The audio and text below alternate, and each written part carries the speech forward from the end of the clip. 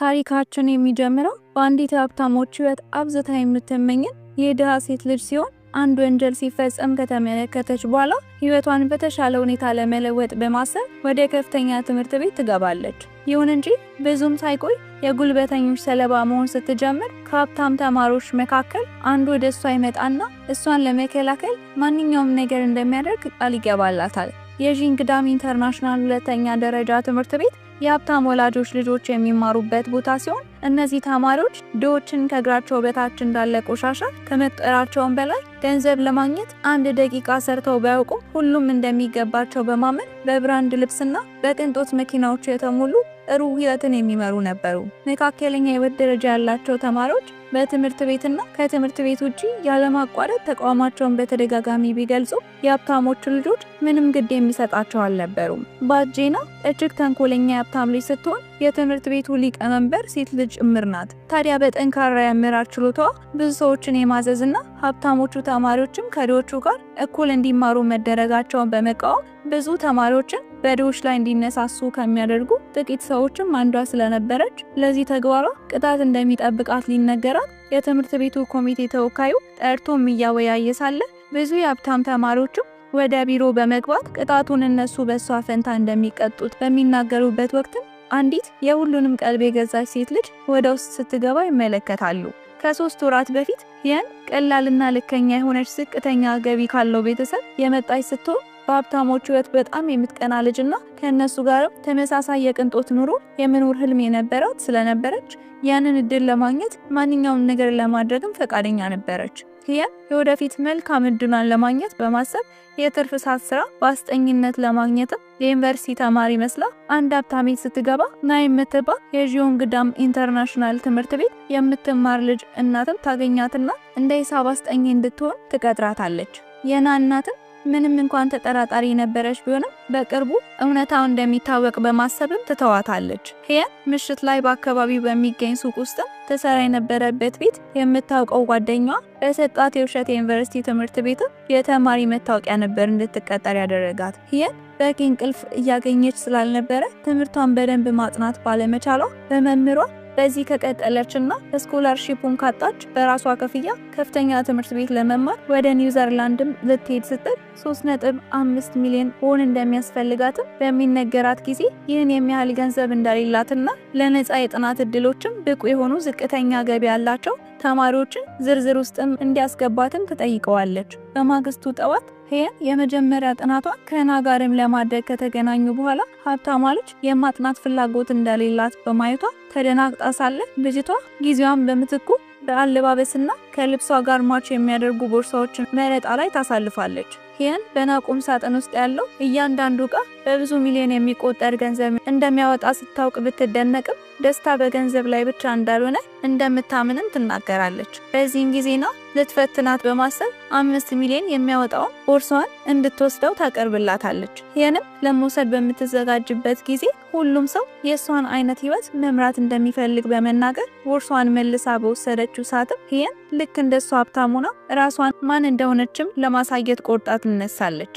ከቆይታዎች በኋላ ከክፍል ውጪ ሳለች ሃይን አንዱን ቦርሳዋን አንስታ ከሞከረችው በኋላ ፎቶ በማንሳት ማህበራዊ ሚዲያ ላይ ተለጥፈዋለች። በማግስቱ ጠዋት የክፍል ጓደኞቿ ሃይንን ለምን ሀብታም ሆና እንደደበቀችና ድሃ መስላ የነፃ ትምህርት ቤት እንደገባችም በሚጠይቋት ጊዜ ያን በጥያቄዎቹ ግራ በመጋባት ማህበራዊ ሚዲያዎቹን መፈተሽ ስትጀምር ሰዎች በለጠፈችው ፎቶ ላይ በመመስረት ሀብታም አድርገው እንደወሰዷትም ትረዳለች።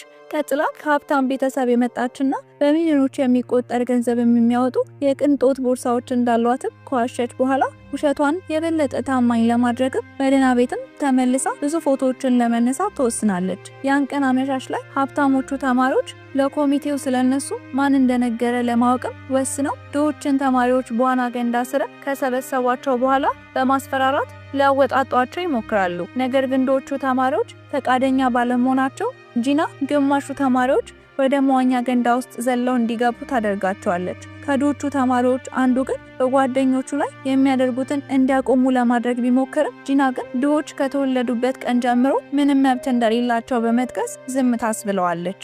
ይህ በእንዲህ እንዳለ ሄየን በክፍል ጓደኞቿ ዘንድ ተወዳጅነትና ንቀኝነትን ማግኘቷን ትቀጥላለች። ልጃገረዶቹ ስለ ሀብቷ ለምን እንደደበቀችና ለምን እንደዚህ አይነት የቅንጦት ልብስ ለብሳ እንደማትመጣ መጠየቅ በሚጀምሩበት ወቅት ሄየን ወላጆቿ ሀብታም እንደሆኑ ነገር ግን ራሷን ሰርታ እንድታገኝ እንጂ እነሱ ገንዘብ ሊሰጧት እንደማይፈልጉ ትነግራቸዋለች። ሄየን በ10,000 የማህበራዊ ሚዲያ ተከታዮች አማካኝነት በማስታወቂያ ገቢ ማግኘት እንደምትችል ስትረዳ ገጿን ለማስተዋወቅ ትወስናለች።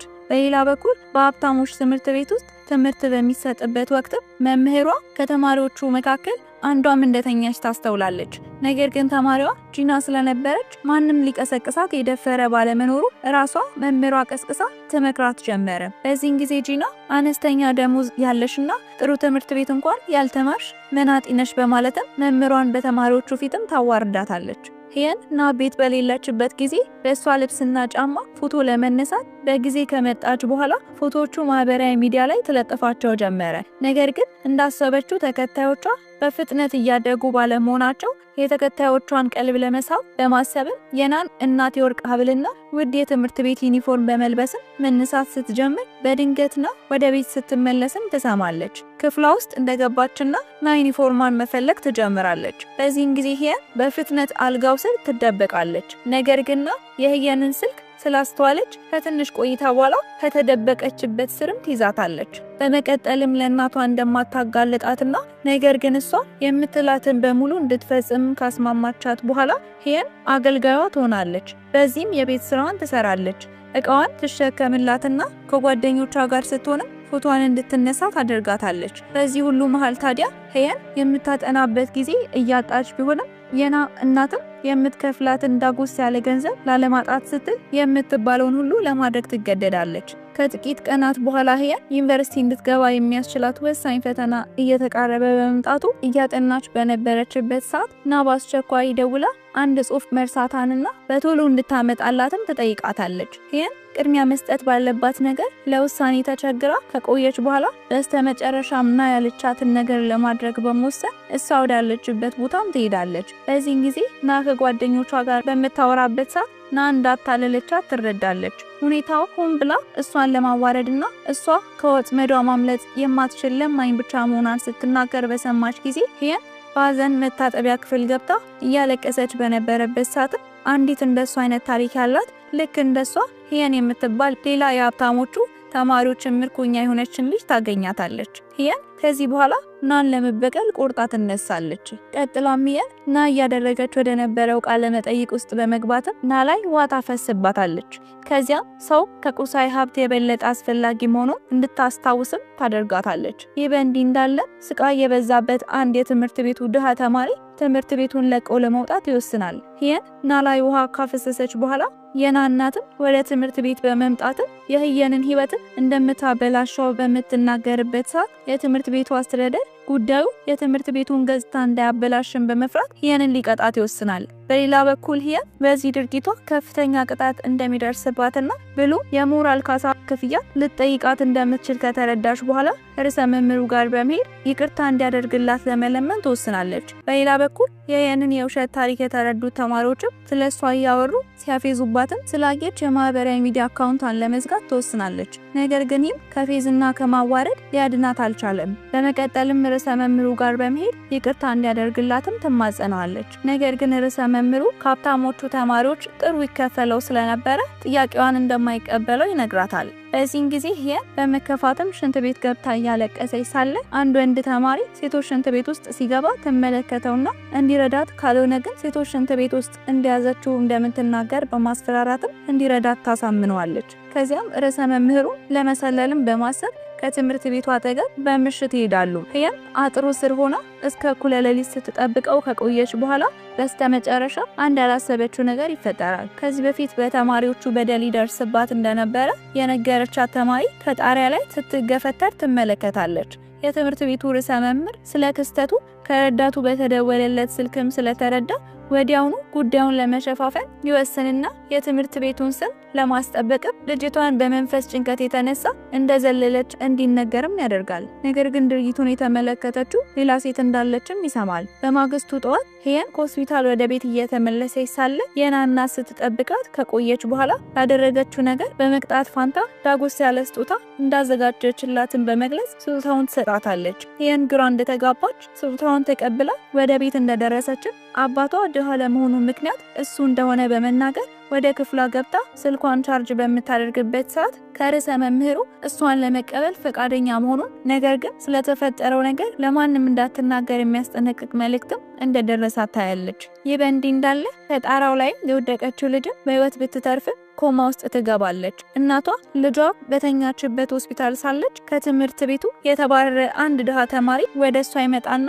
ስለተፈጠረው ነገር ዝርዝር መረጃ ለማግኘት እየሞከረ ነበር። በተመሳሳይ ጊዜ የበጎ ፈቃደኞች ክበብ ዋና የሆነው ልጅ የትምህርት ቤቱን ባህሪ ለሄን እያስረዳት ይገኛል። በማብራሪያው ወቅት ጂና ከፍተኛ ደረጃ ላይ ያለች ሲሆን ማንም ሊገዳደረው የማይችል ስልጣን እንዳላትና እሷን የሚቃወማት ሁሉ ትምህርት ቤቱን እስኪለቁ ድረስ እንደምታዋርዳቸውም ይነግራታል። በሌላ በኩል ሀብታም ተማሪዎች ድሆችን ማንቋሸሻቸውን ሲቀጥሉ ድሆቹን የትምህርት ቤት ክፍያ ባለመክፈላቸውና ለገጽታ ግንባታ ብቻ ብሎ የተቀበላቸውን ድሆች ተማሪዎችን የሚጠላው ርዕሰ መምህር ግን አይኑን ጨፍኖ ከማለፍ ውጪ ምንን ለማድረግ አያስብም ነበር። ሄየን የድሮ ትምህርት ቤቷን ለቃ ለመውጣት እንደወሰነች እኩዮቿ ተማሪዎችም እንዴት ድሃ ተማሪ ሆና ይህንን እድል ልታገኝ እንደቻለችም ግራ በመጋባት ሲወያዩ ይውላሉ።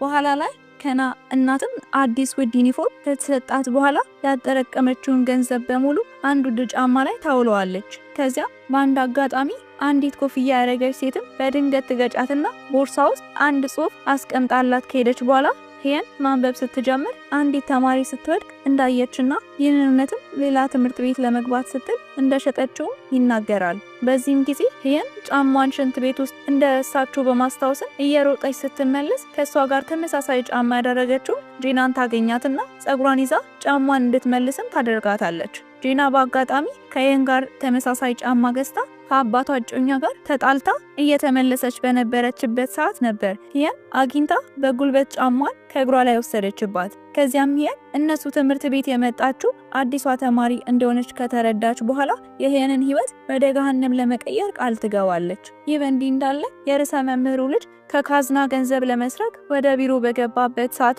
የሄየንን ፎቶ ያይና በጣም የተለመደ ፊት እንደሆነ ግን የት እንደሚያስታውሰው ግራ በመጋባት ውስጥም ሆኖ መረጃው ፎቶ ካነሳው በኋላ ወደ መሸታ ቤትም ለመዝናናት ይሄዳል። በማግስቱ ሄየን በከፍተኛ ተስፋ ውስጥ ሆና ወደ አዲሱ ትምህርት ቤትም እንደሄደች በጎ ፈቃደኛውን ልጅ ካገኘችው በኋላ ከዱዋን ጋርም ትተዋወቃለች።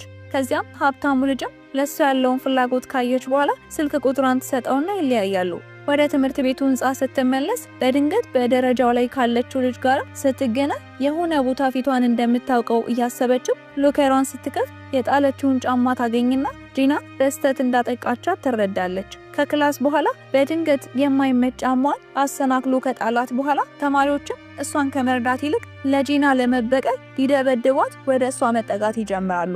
ሄየን በዚህን ጊዜ እያሮጠች ወደ ርዕሰ መምህሩ ቢሮ ገብታ እንዲከላከላትም በምትጠይቀው ጊዜ ርዕሰ መምህሩ እሷን እዚህ ትምህርት ቤት ውስጥ ለማምጣት ብቻ እንጂ እሷን ለመጠበቅ እንዳልተስማማ በመጥቀስ ሁኔታውን ራሷን እንድትፈታው ካልሆነ ግን ወደ ድሮ ትምህርት ቤቷ እንደምትመለስ ይነግራታል። አማራጭ ያጣችው ሄየን በመስኮት በኩል ለማምለጥ ስትሞክር ጂና ትደርስባትና ብዙም ሳይቆይ በጂና ወዳጅ ተማሪዎችም ትከበባለች። የጂና ኃይለኛነትን የተረዳችው ሄየን ጂና በጥፊ መታ ከመሸሽ ውጪ አማራጭ ስላልነበራት እንደዛ በማድረግ ስትሻሽም ብዙ ተማሪዎች እያሳደዷት መሸሽ ስትጀምር በኪነ ጥበብ ክፍል ውስጥ የምትሰራ ከድሆች ወገን የሆነች ሺን የምትባል ተማሪ ትደርስላትና ወደሷ ክፍል እንድትገባና እንድትደበቅ ታደርጋታለች።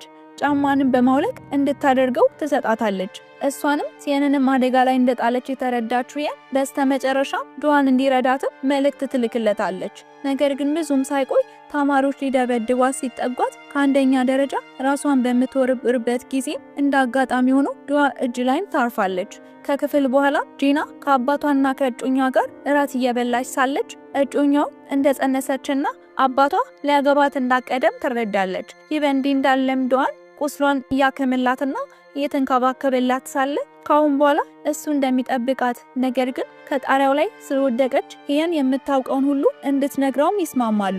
ዱዋን ኮማ ውስጥ የምትገኘው ሂየን ፍቅረኛ ሲሆን ከዚያ ቀን ጀምሮ ሂየንን ሲከታተላት ከቆየ በኋላ ሁኔታውን ያየችው ሴት እሷ እንደሆነችም ተረድቶ ስለተፈጠረው ክስተትም ከማወቁ በፊት ግን ዱዋን እርሷን መርዳትና ሊጎዳት ከሚፈልጉ ብዙ ሀብታም የትምህርት ቤት ልጆችም ሊጠብቃት ይገባ ስለነበረ በማግስቱ ጠዋት ዱዋንና ሂየን እጃቸውን አጣምረው ትምህርት ቤት ይደርሳሉ። ሁሉም ሰው ዱዋን ከሂየን ጋር ግንኙነት እንደጀመረ ስለተረዳና እሷን በምንም አይነት ሁኔታ ሊያስከፋት ቢሞክሩ አባቱ ጋር በመሄድ ሊያስባርራቸው እንደሚችል በማሰብ ከሂየን ጋር እርቅ ለመፍጠር ከወሰኑ በኋላ ሀብታሞቹ ሴት ልጆችም ከሂየን ጋር በደንብ ለመተዋወቅ በሚል ወደ አንድ ድግስም እንድትመጣ ይጋብዟታል። ሂየንም ወደ ድግሱ ለመሄድ እያመነታች ሳለ ስለ ጉዳዩ ለጓደኛዋ በምትነግረው ጊዜ እንድትሄድ ካበረታታት በኋላ ለድግሱ የሚሆን ቀሚስን መግዣ ስላልነበራት ቀሚሱን ከሂየን ትዋሳለች። በግብዣው ላይም እንደደረሰች ሂየን ለሌሎች የትምህርት ቤት ሴቶችም መገፋት በሚደርስባት ጊዜ ቀሚሱን ላለማበላሸት እንደምንም ያዘችውን መጠጥ ሳትደፋ በጥንቃቄ ትወድቃለች። ከዚያም ከሴቶቹ አንዷም ለእርዳታ እጇን ትዘረጋላትና መልሳ እንድትወድቅም ታደርጋታለች። ይህን ሁሉ ያቀናበረችው ጂና ነበረች። ጂና በሌላ በኩል የአባቷ እጮኛ እርጉዝ እንደሆነች ሊጋቡ እንደሆነ ከተረዳች በኋላ ታማሚ እናቷ እጅግ ብዙ መጠጥም ጠጥታ ስለነበረን እየወሰደች በነበረችው መድኃኒት የተነሳ መጠጥ መጠጣት ያልነበረባት እናቷ ታማ ሆስፒታል ትገባለች። ከግብዣው በኋላ በጠዋት ሂየን አባቷ ለተበላሸው ቀሚሷ ካሳ የሚሆን 8 ሚሊዮን እንዲሰጣትም በምትጠይቀው ጊዜ ወራዊ ገቢያቸው ከተጠየቁት የብር መጠን በ10 እጥፍ የሚያንሰው አባቷና ወንድሟ በጥያቄ ድንጋጤ ውስጥ ይገባሉ። ከዚያም ክፍሏ ውስጥም ከቤተሰቧ ተደብቃ ሳለ ተሚ የልብሷ ዕዳ ለመመለስም 1 ወር እንዳላትም የሚጠቅስ ማስፈራሪያ ይደርሳታል። ያን ምሽት ሂየን ራሷን ለማስተዋወቅም እጠቀምበታለሁ ብላ ያሰበችው ዝግጅት ላይ ጂና ባዘጋጀችው ወጥመድ ውስጥ እንደገባች አወቀችው ተረፋፈደ ነበር። ልክ በወደቀችበት ሰዓት ጂና አንድ ሙሉ ጠርሙዝ ወይን ይዛ ከመጣች በኋላ እላያ ላይና ውዱ ቀሚሷ ላይ ወይኑን በመድፋት ነበር በሁሉም ሰው ፊት እንድትዋረድ ያደረገቻት። ዱዋን የተፈጠረውን እንደሰማ ጂና ጋር በመሄድ ሂየንን ብቻዋን እንድትተዋት በሚጠይቃት ጊዜ ጂና ጥያቄውን ችላ በማለቷ በሀብታሞች የትምህርት ቤት ልጆች መካከል መከፋፈል ይነሳል። ምሽት ላይ ዱዋን ሂየንን በድንገት ካያት በኋላ ይከተላትና ከአንድ አጠራጣሪ ሰው ጋርም ሆና ባያት ጊዜ ሰውየውን ይመታዋል። ነገር ግን ሰውየው ከሂየን አንዳንድ ዕቃዎችን ሊገዛ የነበረ ሰው ሲሆን ዱዋን ባደረገው ነገር ምክንያት ሊገዛ ካሰበው ገንዘብ በታች ሰጥቷት በመሄዱ ሂየን ቅር ትሰኛለች። ከዚያም ዱዋን በሞተሩ ወደ ቤቷ ካደረሳት በኋላ አንዳንድ ታሪኮቹን ሲያካፍላትም ቆይቶ ይለያያሉ። ወደ ቤት ከተመለሰች በኋላ ሂየን ስራ ለመፈለግ ትሞክራለች። ነገር ግን የትኛውም የስራ አይነት የጎደለውን ገንዘብ በአንድ ወር ጊዜ ውስጥ እንድታገኝ የሚያስችላት አልነበረም። በመሆኑ በማግስቱ ጠዋት ከአንዲት መምህር ጋር ትገናኝና ዝቅተኛ ገቢ ላላቸው ተማሪዎች በተዘጋጀ የመኖሪያ ቤትም እገዛ ፕሮግራም ላይ እንድትሳተፍ ትመክራታለች። ይህ በእንዲህ እንዳለ ሂየን የተማሪዎቹ መሳለቂያ መሆኗን ቀጥላለች። ነገር ግን ሂየን ጂናን ፊት ለፊት ለመጋፈጥ ከወሰነች በኋላ ጂና በህይወቷ ውስጥ የሚያስደስታት ነገር እንደሌለና ለዚህ መሸፈኛ እንደሱ ያሉ ተማሪዎችን በማሰቃየት ደስታን ለማግኘት የምትጥር አሳዛኝ ሰው እንደሆነችን በመጥቀስ ልታሸማቅቃት በምትሞክርበት ጊዜ ጂና የሂየንን ንግግር ችላ በማለት ትምህርት ቤቱ በአንድ ሳምንት ውስጥ ለቃ የምትሄድ ከሆነ የቀሚሱን ካሳ እንደምትተውላት ነግራትም የአንድ ሳምንት ጊዜ ብቻ ሰጥታ ትሄዳለች። ሂየን ጂና ያቀረበችላትን ሐሳብ ስታስብ ከቆየች በኋላ ዱዋንን ታገኘውና ገንዘብ እንዲሰጣትም ትጠይቋለች። በተደጋጋሚ ጥያቄዎቿ የተሰላቸው ዱዋን አንድ አይነት ስም ካላቸው ከፍቅረኛው ጋር ምንም አይነት መመሳሰል እንደሌላት ከነገራት በኋላ በመጀመሪያ ፍቅረኛውን የገፈተረውን ሰው ስም እንድትነግረው ይጠይቃታል። በዚህን ጊዜ ሂየን ማንነቱን በደንብ እንዳላየችው ከንግግሯ ይረዳል። ሂየን ገንዘብ ለመቆጠብ ምሳ እንደማትበላ ስላስተዋለች ወደ አርት ክፍል በመጋበዝም ከሷ ጋር እንድትበላ ካደረገቻት በኋላ በጥቂት ቀናት ውስጥ የሚያስፈልጋትን 8 ሚሊዮን ማግኘት የምትችልበትን መንገድ ትጠቁማታለች። በመቀጠልም ሂየን ከጠቆመቻት በጣም አይናፋር ነገር ግን ሀብታም ከሆነ ተማሪ ጋር አንድ ቀን ራት ለመብላትም ከወጣች የምትፈልገውን ነገር በሙሉ እንደሚያደርግላትም ትነግራታለች። ነገር ግን ሂየን ራሷ የሀብታም ቤተሰብ ልጅ ስትሆን ስለሷ ማንም ሳያውቅ እንደ ድሆች በመሆን ማንነቷን የምትደብቅ ልጅ ነበረች። ምሽት ላይ ሂየን ከሀብታሙ ተማሪ ጋር ትገናኝና ጥቂት ፎቶዎችን በተለያዩ አልባሳት እንዲያነሳት ከዚያ 3 ሚሊዮን እንደሚሰጣትም ካስማማት በኋላ እጅግ ክብር የሚነካ አለባበስ እያለበሰ ብዙ ፎቶዎችን ሲያነሳትም ያመሻል። ይህ በእንዲህ እንዳለ ዱዋን ፍቅረኛውን ለማግኘት ኮማ ውስጥ ሆና ከተኛችበት ሆስፒታል ከሄዱ በኋላ ከጣሪያው ላይ ከመውደቋ አንድ ቀን በፊትም ተጣልተው እንደነበር እያሰበና ራሱን ተጠያቂ እያደረገ ትልቅ ሐዘን ውስጥም ይገባል። ከፎቶ ቀረጻው በኋላ ሀብታሙ ተማሪ ለየን አንድ የመጨረሻ ልብስም ለመልበስ ከተስማማች ሌላ 5 ሚሊዮን ብር እንደሚሰጣት በሚነግራት ጊዜ የን እንደዚህ አይነት ገንዘብ ለማግኘት ሌላ መንገድ እንደሌለ በመገንዘብ ሳትወድ በግዷ በቀረበላት ሐሳብም ተስማማለች። ይህ በእንዲህ እንዳለ ዱዋን የን ከወደቀችበት ምሽት ጀምሮ የቀረጹትን የቪዲዮ ቅጂዎችም ለማግኘት የአባቱ ክፍል በመግባትም ኮምፒውተሩን በሚፈትሽበት ሰዓት የዚያን ቀን ምስሎቹ በሙሉ መሰረዛቸውን በመገንዘቡ የትምህርት ቤቱ ርዕሰ መምህር የጥፋተኛውን ማንነት አውቆ እየደበቀ ነው ብሎ እንዲጠራጠርም ያደርገዋል። በሌላ በኩል የጂና ጓደኛ የወንድ ጓደኛዋን ለማግኘት ህልም ያላት ቢሆንም እያታለላት እንደሆነና ሚስጥሮቿን ከሷ እንደሚደብቅም አታውቅም ነበር። ይህ በእንዲህ እንዳለ የዚያን ቀን ምሽት የሆነውን እያስታወሰች ለመተኛ ትቸገራለች። ከጣራው ላይ የወደቀችው ልጅ እንደወደቀች ራሷን በመሳቷ በፊት ከገፈተራት ሰው ላይ የቀማችውን ሀብል ሰታት ስለነበረ አሁንም ድረስ ማንም የማያውቀው ሚስጥር የንም እየደበቀች ነበር።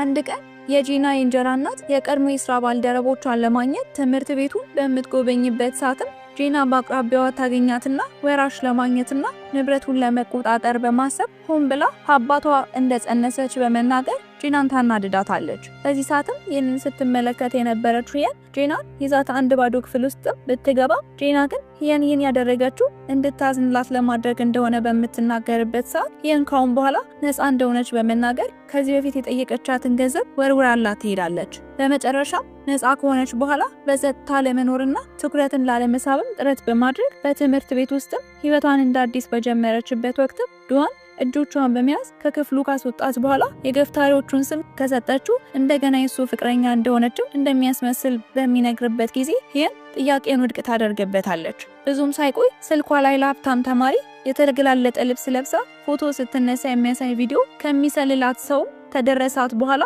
ወደ ቤት በመመለስም ስታጣራ ሺን በገበያ ማዕከሉ ላይ ካስፈራራቻት ኮፍያ ካደረገችው ሴት ጋር ተመሳሳይ እንደሆነችም ትደርስበታለች። ይህ በእንዲህ እንዳለ ሺን ኮማ ውስጥም ያለችውን ልጅ ለመጠየቅ ትሄዳለች። ሺን ከአንድ ዓመት በፊት አባቷ በገንዘብ ማጭበርበር ወደ እስር ቤት ከገባ በኋላ በጥቁር መዝገብ ውስጥ ገብታ ነበር። ከዚያ ጊዜ ጀምሮ የትምህርት ቤት ልጆች እሷን ማዋረድና መጉዳት ሲጀምሩ ከሁሉም የከፋው ግን እስከ አባቷ እስር ቤት በመግባት ድረስ የቅርብ ጓደኛ የነበረችው የጂና ጉልበተኛነት ነበር። እናም በዚህ ምክንያት በአሁኑ ጊዜ ሺን ከጄን ለመራቅና በማይታይ ሁኔታ ለመቆየትም ተገዳ የነበረ ቢሆንም በስተመጨረሻ ግን ከተደበቀችበት በመውጣት በትምህርት ቤት ውስጥ በጣም ሀብታምና ኃይለኛ የሆነችውን ጂናን ፊት ለፊት መጋፈጥም ትጀምራለች። ይህ በእንዲህ እንዳለ በሁሉም ሰው ፊት ለዋርዳት የሚችለውን ቪዲዮ ለማግኘት ወደ ሺን አርት ክፍል በመግባትም እየፈለገች በነበረችበት ሰዓት ሺን ትደርስባትና እየሰለለቻት የነበረችው ሴት እሷ እንደሆነችና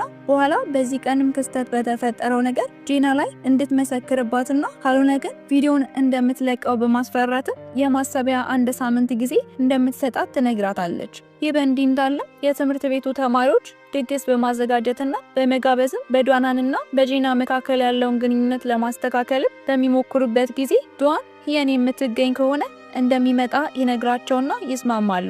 ጂና ልጅቷ ከመውደቋ ጥቂት ቀደም ብሎ በጣሪያው ላይ እንደተገኙ ስታስታውስም ልጅቷ ስለ ጂና ቤተሰብ የምታውቀው ብቸኛ ልጅ ስለነበረችና የአባቷን እጮኛ ለማጋለጥ እንደምትረዳ ቃል ገብታላት ነበር። ምክንያቱም ሴትየዋ ከጂና አባት ጋር ብቻ ሳይሆን ከሾፌሩም ጋር ግንኙነት ስለነበራት የሴትየዋን መጥፎ አመል ቀድማ ነበር የተረዳችው። በኋላ ጂና እናቷን ሆስፒታል በመሄድም በምትጠይቅበት ጊዜ ህይወቷን ለማጥፋት እንደሞከረች ስለተረዳች ለነገው ህይወቷ እስከ መጨረሻው ለመታገልም ትወስናለች። በዚህ ምሽት ጂና ሂየንን አግኝታት ሺንን እንዳታምናት ብታስጠነቅቃትም ነገር ግን ለዚህ ማስጠንቀቂያ በጣም አርፍዶ ነበር። ሂየን ተስፋ ባለመቁረጥም ዱዋንን እንዳገዛት ከጠየቀችው በኋላ አብረው ወደ ፎቶ ስቱዲዮ ሾልከው በመግባት ብዙ የሚሞሪ ፍላሾችና በዚያ ባለጌ ተማሪ በሚስጥር የተቀረጹ ቪዲዮዎችን ያገኛሉ።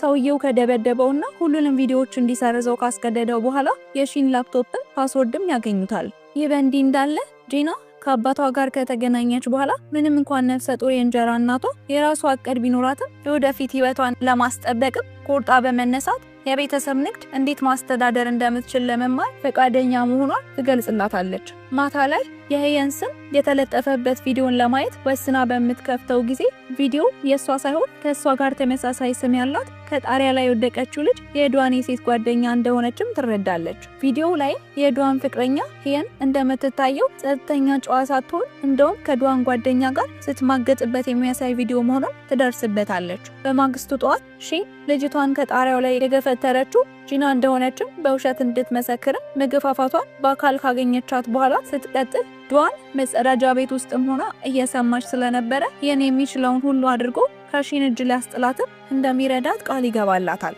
ምሽት ላይ ዱዋንና ህየን የጂናን ጓደኞች ግንኙነት አመታዊ በዓል ለማክበር በአንድ ዝግጅት ላይ እንደተገኙ ህየን ለጓደኛዋ ስለ የሴት ጓደኛው ታማኝነትን ማግደል ልትነግረው ብትፈልግም ነገር ግን ራሱን ቢደርስበት መልካም እንደሆነ በማሰብ ትተዋዋለች። በፓርቲው ላይ ዱዋንና ጂና እንደተለመደው ክርክር ይጀምሩና በመሃል ጂና ህየን ስትደብቀው የነበረውን እውነታ ታፈርጠዋለች። የቅርብ ጓደኛው ከዱዋን የሴት ጓደኛ ህየን ጋር ግንኙነት እንደነበረውና ልጅቷ በሺን ዛቻው ምክንያት ዱዋንን ለገንዘብ ስትል ብቻ ተቀርበው እንደነበረን በምትነግረው ጊዜ ዱዋን ከከዳው ጓደኛው ጋር መደባደብ ይጀምራል። ከፓርቲው በኋላ ጂና የምትሄድበት ቦታ ስለሌላት ህየን ከሷ ጋር እንድትሆን ከጋበዘቻት በኋላ የዱዋን ጓደኛ ለሴት ጓደኛ ከሰጣት ሀብል ጋር ተመሳሳይ የሆነ የአንገት ሀብልም ታሳያትና ልጅቷን ከጣሪያው ላይ የገፈተረቻት እሷ እንደሆነችም ይረዳሉ። ልጅቷ ስለ የወንድ ጓደኛዋ ከህየን ጋር መማገጥ ከተረዳች በኋላ ነበር ልጅቷ ላይ የበቀል እርምጃ ለመውሰድም የወሰነችው። በሌላ በኩል ሺን ህየንን እየተከታተለቻት ማስፈራራቷን ስትቀጥል ህየን ግን እውነተኛውን ወንጀለኛ አውቃለሁ በማለት እንዲገናኙ ቀጠሮ ካስያዘቻቸው በኋላ ትምህርት ቤት ስትደርስም አንድ የማታውቀው ሰው ከጣሪያው ላይ ሲወድቅም ትመለከታለች። ህየን ከረጅም ጊዜ በፊትም ያየችውን ተመሳሳይ አሳዛኝ ሁኔታ ለማስታወስ ምን እየተፈጠረ እንዳለ ለማወቅ ግራ ተጋብታ ሳለ ነገር ግን በአሁኑ ማን እንደዚህ እንዳደረገ አለማወቋ የበለጠ ጭንቀት ውስጥ ይከታታል። በተመሳሳይ ኮማ ውስጥ ገብታ የነበረችው ህየን ከገባችበትም ሰመመን ትነቃለች።